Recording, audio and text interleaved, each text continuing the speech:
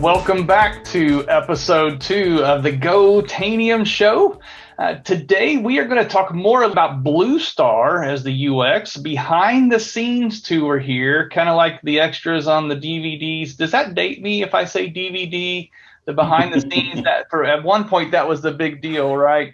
So there's somebody I want to introduce you today. I know I said we were going to go under the hood, and I promise you we're going to get there. In the next episode, I've got a special SME lined up that's going to take us under the covers, look at ECF and some really cool features we've baked into 744 and some of the new goodness coming out. Before we do that, though, I thought I'd need to go back and introduce you guys to Doug, because this is Doug Molen. He's the Chief of Design and User Experience here at Tanium, and he's going to give us a little bit more backstory on how did we get here with this new UI. And again, I know I'm an admin. I'm thinking it's a UI. Come on, people. Are you just making a big deal about it? But I promise you, there's some real engineering that goes into that front end and surfacing all the things that you care about. And so I want to get to know Doug a little bit with you here today. So, Doug, my first question for you is, do you ever play Dig Dug? Have I ever played Dig Dug? I'm not that big of a gamer. I've heard of it. However, haven't played it much. I was, though, a counselor way back when I was in high school, a counselor for a kids camp. And during that time, the Nickelodeon show with a character named Doug Funny, and apparently he wears his underwear on the outside. They kept on calling me him. So there's a lot of connotations Doug has for some kids, some better, some worse. But yeah.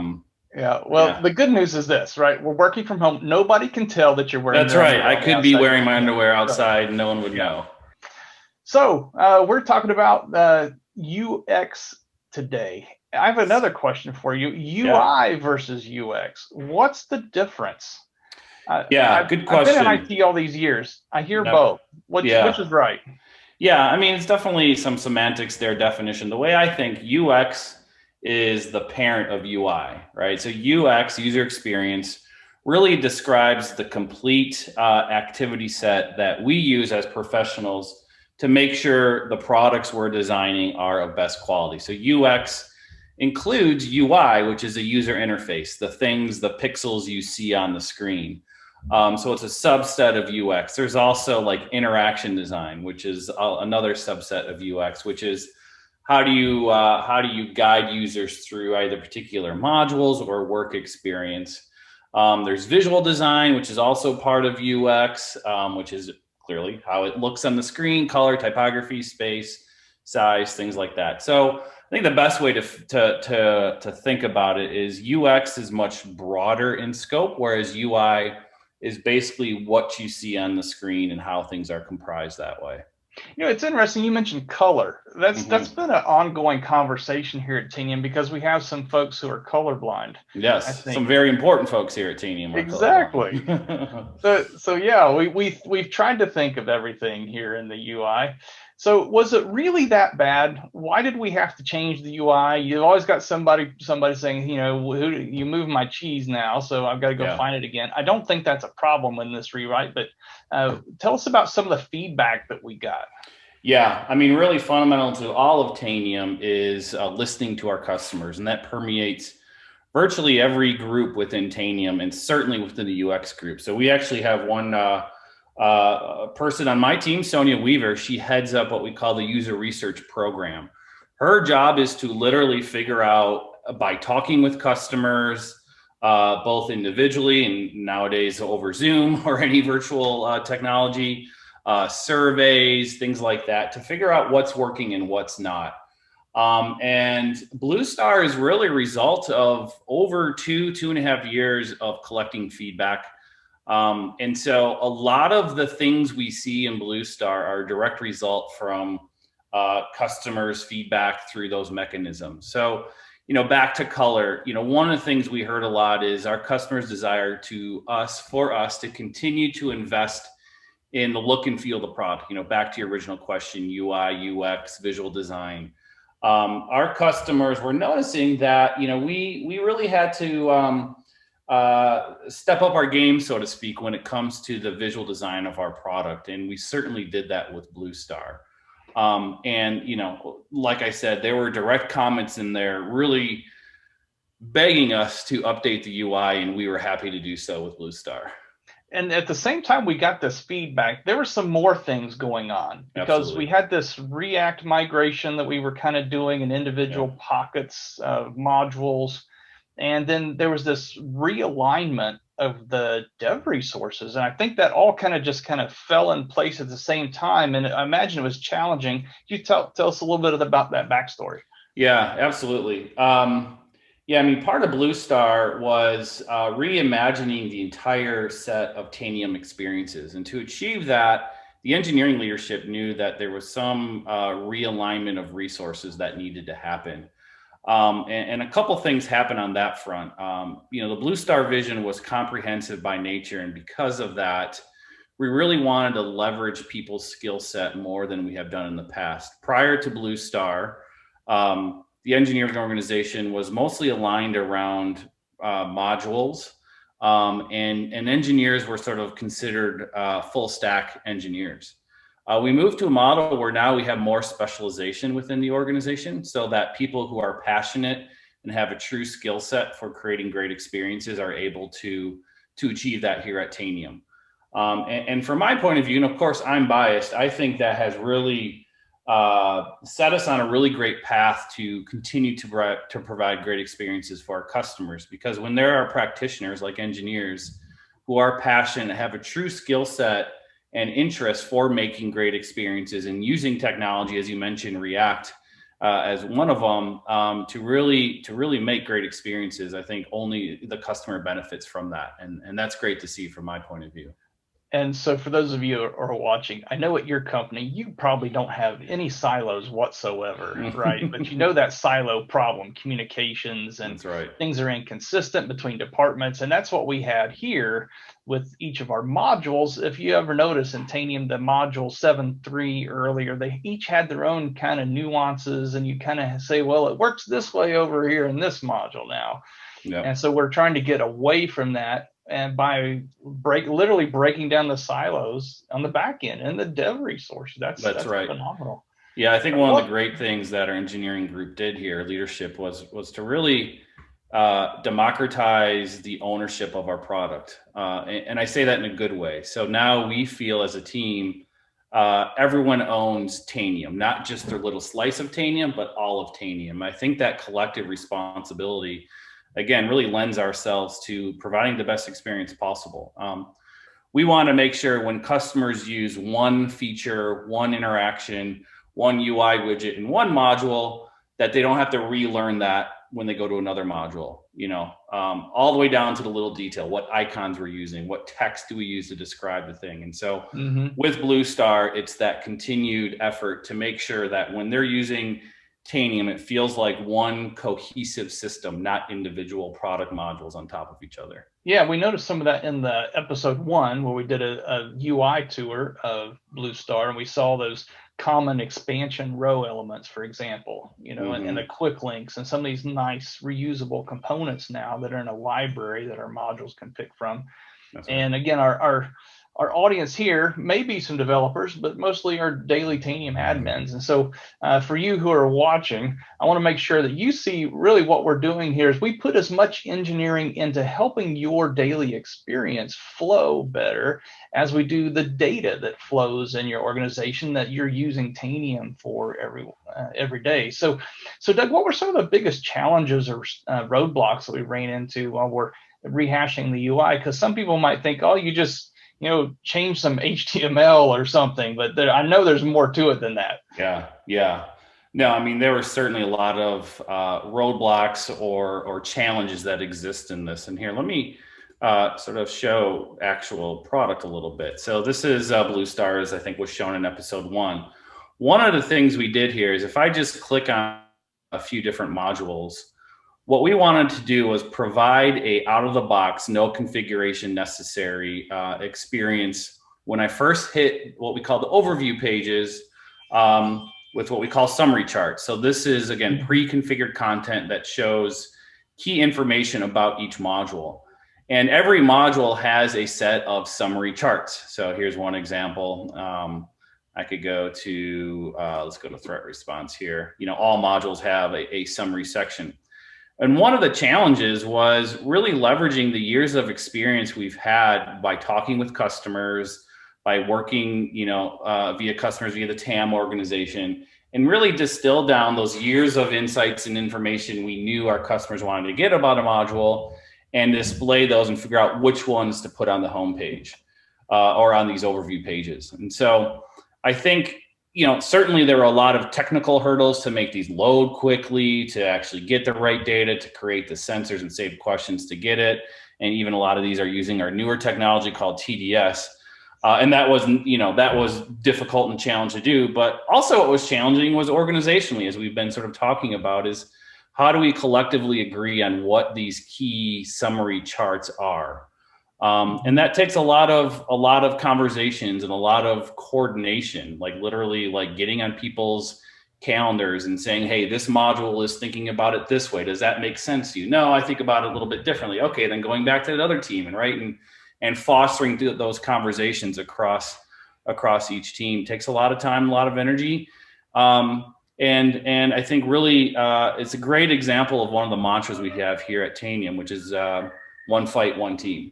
And so, we work together as an organization and got it done. So I'm going to press into this a little bit more because I have a global customer, and any time of day, they've only got about a third of their endpoints online. So how do we keep these charts like showing the entire enterprise? Yeah, that's a very common thing. So online versus offline. The great news is we have some really awesome technology already in Bluestar, and it's going to be even more integrated as time goes on, called TDS, as I was alluding to. So it's a new way to capture data, and it really takes the best parts of Tanium as it is today, which is the real-time nature of it, but also combines the ability to store data from offline machines. And so a lot of modules, Patch is one of them that uses TDS now, where you could get much more accurate data and data that comes from both online and offline machines. And as I said, more and more of our interface is being supplied via TDS rather than just saved question functionality. And our plan is to really fully utilize the TDS data source. Nice. And TDS is Tanium Data Service. Yeah, sorry. Yeah, acronyms, right? Yeah. TDS, Tanium Data Service. Yeah, so that's we're basically going out there all day long and skimming the most popular sensors that are used by modules, and you can customize that as well. We're going to go into that in another episode, so keep your eyes peeled. Yeah, it's amazing technology. I mean, it's going to be huge for our customers, so we're really excited about that. So Doug, you said you're really excited about this. Is there one particular feature maybe that you just really hope will knock people's socks off, that just really, that you are thinking like, I can't wait once we get this out there. I hope people just are like, yay. Yeah. Like what was that? Certainly there are a lot of great features like the quick links, which is so far the data we've been gathering from customers have been very positive, which is really all about efficiency. I'm excited about that. I'm excited about the visual refresh, of course. As a designer, that's always near and dear to our hearts, is just think how things look and feel. But really what I hope is that when people start using Bluestar, they actually feel now Tanium is a product that they love to use. Now, we've heard customers like to use Tanium because it's technically leaps and bounds better than any other product out there. And of course, we're continuing to invest in that. I'm hoping, and what I challenge my design team is, how can we create that same feeling towards the experience? And so my hope is Bluestar, and believe me, Bluestar is our first step. We have so many more plans. And again, this is all based on the feedback we get from our customers. I'm really hoping that when people log into Tanium and start using the new Bluestar product, is that they're doing that because they want to, and they are excited to jump into Tanium every day and solve hard, complex problems, whether it's security problems or operation problems, not like a chore and a burden that they kind of have to get through the experience to achieve their goals. Is that they notice the small things and the big things. They notice that we are putting a lot of time and intention in making those experiences, those interactions, as efficient and delightful as possible. So I think that's my hope, is as much as I want people to say, oh man, this looks really good, The colors are great. And believe me, we spend a lot of time figuring out the most colorblind safe colors. We were paying attention. We have an 8-pixel grid, right? So our grid layout is really tight, and, all that's great. We hope people notice that. But I really hope, like any product somebody has in their life, whether it's a car, whether it's furniture, whatever it might be, I'm hoping that Tanium can be considered one of those products that they love to use. And that's really, I think, my hope with Bluestar. Tanium love. That's our culture. Loving the customer. Right. Yeah, being unstoppable. So you mentioned that there's some more coming. So is Bluestar just like, hey, this is it, we're done, we got you clean new UI, or is there something else Absolutely coming not. after this? Yeah, no. This is just the first step. In fact, a lot of the things we wanted to do with Bluestar, as you may imagine, if you're in software at all, you kind of have to whittle it down to, some initial version. Certainly that's true here. So there's lots of areas we want to expand in. I think one of the things we're really close to releasing, and I know customers really love this, is our dark mode. Wow. Especially, I know tech people are really, really fawn over dark mode. We are really close to having it. I'm hoping by the end of the year. Right now it's early November, so I'm hoping by the end of this year, if not very early next year. So that's one thing that's coming. And I think another thing we alluded to is, related to TDS, is that we're really investing both in the technology and in the design and product side, and making sure that Tanium is a great reporting product. We know that Tanium can give our users, our customers, you all, world-class data when it comes to your endpoints. And we want to provide an experience that not only lets you represent that data in very compelling ways, but also utilize the power of taking action in Tanium. And so I'm really excited about that, where we can provide you as our customers really great experience to get the exact data you want out of the product, but then also, depending on whatever that data is, to take the appropriate action on it. And I think, and I'm assuming that when you see all this stuff, that you'll be incredibly excited about what we have planned in around reporting and actions. Yeah, I've seen some of, dark mode. It just sounds like it'd be so easy to do. There's so many nuances because now your color palette changes and all that, and that, not to mention all the data, the rich data that we're pulling up with Tanium Data Service. Well, Doug, I want to thank you for joining us today on the show.